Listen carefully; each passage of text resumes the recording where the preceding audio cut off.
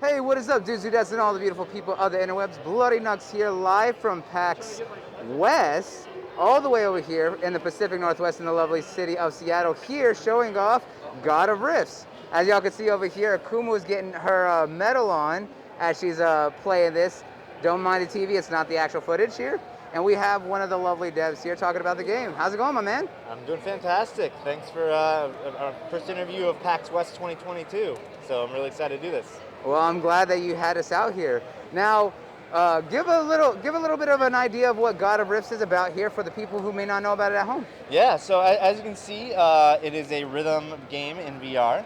Very similar in style to Beat Saber, except Beat Saber is very electronic and dance music, and what we're going for is more of a heavy metal, rock themed type game. So along with that, you're actually going to be slaying enemies to the beat instead of attacking boxes and stuff. And so we wanted to try to do something a little bit different while keeping that core second-to-second gameplay of rhythm matching in VR, where it's just fun to just play it. It's easy to pick up. So this is kind of the initial version of it. We're actually going to be continuing to improve with more features. There's going to be a free story mode DLC that's going to be coming out early next year. We're launching on to Meta Quest later this month on September 21st. So we're just continuing to develop on it, and this project started out as an early access project very early, and we're just continuing to grow and improve the game. All right, cool. So it's really awesome that you're taking something that a lot of people know, because we all know that Beat Saber is absolutely popular, one of the most popular VR titles. And as you mentioned, it is very electronic based, but there's been song packs and stuff like that to reach out to other genres. But to make a game dedicated to probably one of the biggest crowds out there, because we all know that rockers, metalheads absolutely love it, and there's definitely a big love of it in the gaming sphere. So to make a game like this that's actually able to incorporate both of those and introduce like the aspect here that people can see on screen is fighting enemies, bosses, and stuff like that, I think that's definitely a unique approach to take for the game. Yeah, I think that just heavy metal and rock has been underserved in the last 5 to 10 years. We saw a big surge of that with Rock Band and Guitar Hero, and it showed that there's a big audience there, but for whatever reason, it kind of, was not as popular in the last 5-10 years. So I think that with stuff like our game, Ragnarok, some of the newer games that are coming out on Quest, I think we're starting to see a new revival of rhythm-based rock, heavy metal, progressive type music. And we're definitely seeing that there's just more of a surge in appreciation for rock and metal again because of games like Doom 2016 bringing back that heavy sound, and then of course we had Eternal, and now there's the big game that's coming out later this month with Metal Hellsinger being made completely in conjunction with a lot of like heavy metal icons. Yeah. I mean, I think that there's a lot of times when there's an audience for something like this, I think that for the developers who made this game, they are just heavy metal fans, and they also create this music. All the original songs were made by the Boss Music Games team, and so they went out there and they said, oh, we don't see the type of games that we want to see, and they made the game that go along with it, and I think that's really, really cool. And yeah, it's really cool just seeing developers embrace what they love. Instead of trying to make something that they think is going to sell, they make what they believe in and they love.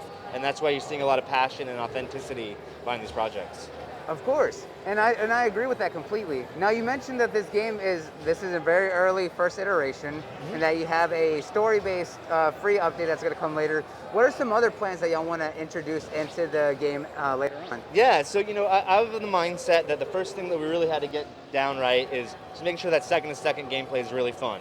And then from there, everything else can come, including, adding in more tracks, where we're going to be releasing on September 21st, along with the game, a free tool called the Riff Mapper, so anyone can upload their own songs, just create community creations, and map out where the enemies go. We're going to be adding in different kinds of enemies and different attack patterns. There's going to be a story mode where you can actually fight bosses and do things. And we're really going to lean into the battle element of it. Like again, like this is sort of like the heartbeat of the game, right? It's just like the rhythm matching and slaying. But as we start adding in, now there can be different strategies to how you fight enemies, or and like, I think that's where we can really differentiate ourselves and make this feel more epic and more like you're actually slaying enemies. Just happen to be doing it rhythmically. I think that Crypto the Necrodancer did a really nice job as it continued to evolve of making a game that put the gameplay first, but then had this really nice rhythm element to it. And I think that, but a lot of that came down to that second gameplay was just fun, of hopping around and doing it to the beat. And that's what we're going to try to do here is, I think we got the minute-to-minute gameplay down. Now we're going to add more songs, add more features, allow people to customize it more so they can integrate their virtual avatars. As you may know, like in the last year or so, Ready Player Me or Live avatars, or there's a big influx of people kind of creating their own digital personas. And so we're going to be adding in stuff for that. And I think we're just going to try to innovate, as Apple and Meta release new things. We hope that we can be one of the first rhythm matching type games there that uses the new technology. So yeah, I'm really excited about that as well. Oh, definitely. And I love that aspect that y'all are trying to incorporate a lot of elements for not just the gameplay, but also the kind of the social aspect of it, which I think is very fun when you look at VR games, is that there is always that kind of like social interaction, or that social aspect of, like you mentioned, the avatars. People create their digital avatars all the time. It's just like, hey, I want to be able to see myself in the game and stuff like that. So to kind of see how that will be incorporated is always fun. And then seeing how you really want to add the battling mechanic to make that more fun here with the rhythm aspect. And mentioning something like Cryptid the Necrodancer, you're right. I was like, Cryptid the Necrodancer, for me personally, is a guilty pleasure. It's a lot of fun, just sitting there kind of grooving, listening to the music, and in the way that you're kind of hopping around and attacking and everything.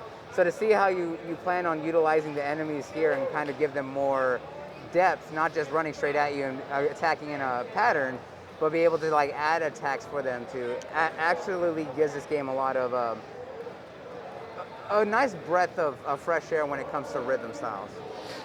Yeah, thanks. I mean, I think there's still work for us to do, but I think that we have a good, start here, and I think that we've continued to add value for people who got this on early access back when it was like $5. We've continued to add features for free.